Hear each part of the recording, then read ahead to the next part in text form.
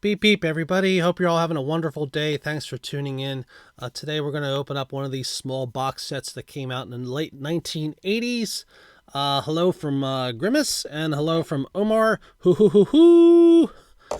And there's our resident gnome Nathan. Boop boop boop. This is 1987 Fleer Baseball Exciting Stars. Contains 6 logo stickers and 44 trading cards.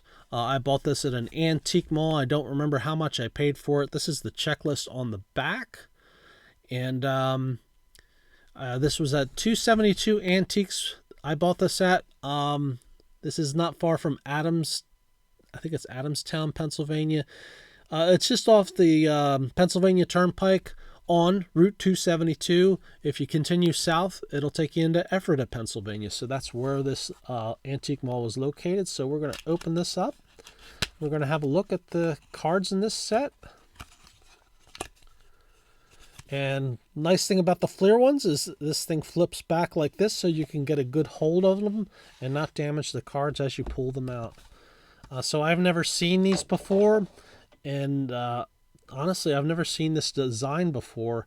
Now, on the back are a bunch of these team logos. They're stickers. This is what Fleer was putting in their packs and stuff back in the day because they were not allowed to put bubble gum due to a court case, I guess they had with Topps back in 1981. Both them and Donruss did have gum in their packs, but after the court case, they weren't allowed to do it, so Fleer chose to use stickers instead. Don Ossie starts us off. See, I guess they're going in numerical order. It looks like alphabetical order. 34 saves back in 1986. So yeah. I think that may have been his only real big year as a closer. Rick Aguilera had a rather nice career as a closer. Maybe not Hall of Fame worthy, but definitely one of the top relievers of the day, especially as time went on, especially later on when he was with the Twins. Jesse Barfield, Wade Boggs, Hall of Famer Wade Boggs, Dennis Oil Can Boyd, Sid Bream, Jose Canseco, Steve Carlton when he was with the White Sox, very briefly. He was best known for his years with the Phillies, and he had some great seasons before that with the Cardinals.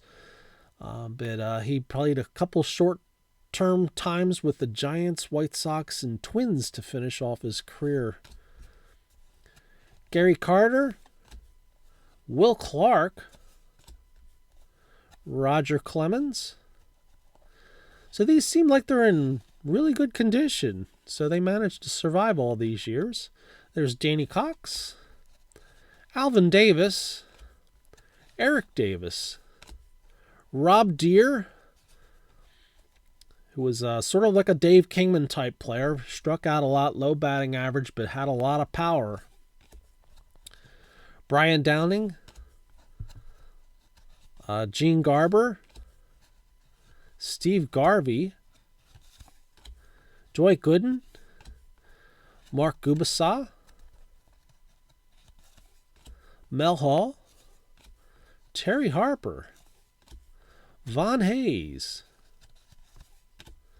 Ricky Henderson, Tom Henke, Willie Hernandez, Ted Higuera, Rick Honeycutt. Rick Honeycutt, when he was with the Dodgers, okay, he was a starter here. He was still a starter, but I remember later on in his career, he came in. He was a middle reliever at the very end of his career, and he used to pitch to just like one batter at a time, sometimes two if he was lucky. I guess they used to put him in to face left-handers because he was a left-handed pitcher, and he would like appear in like 50, 60 games, but only have like 40 innings pitched. Kent Herbeck, Wally Joyner, talk about specialization in baseball. Charlie Kerfeld, there's a name we haven't heard in a long time. Freddie Lynn, Don Mattingly, Tim Raines, Dennis Rasmussen. Wow. I don't remember him for some reason. Johnny Ray, remember him. Jim Rice, Pete Rose, Lee Smith, Corey Snyder, Darryl Strawberry. Oh, wow, Kent DeCalvey made it. Wow. Yeah, look at that. He had an 11.5 record, 2.54 ERA with the Phillies in a middle relief role. Steve Bedrosian at the time was their closer. Willie Wilson had a pretty good career, lots of triples, and Bobby Witt finishes this off. And Bobby Witt threw hard and walked a lot. Look at this rookie season. If you can see it, 11-9, 5.48. He walked 143 batters in 157 innings and struck out 174. He must have had a walk and a strikeout in every inning he pitched. That is 1987. Fleer Baseball's Exciting Stars. Quite an interesting, eclectic mix of players there. I was not expecting to see Don Ossie, for instance, and Kent DeCalvey. Gene Garber, who's a great reliever, no doubt about it, but it's just curious to see them in this kind of set, because there were other bigger name stars like Charlie Kerfeld's a curious one. I barely remember. I remember his name.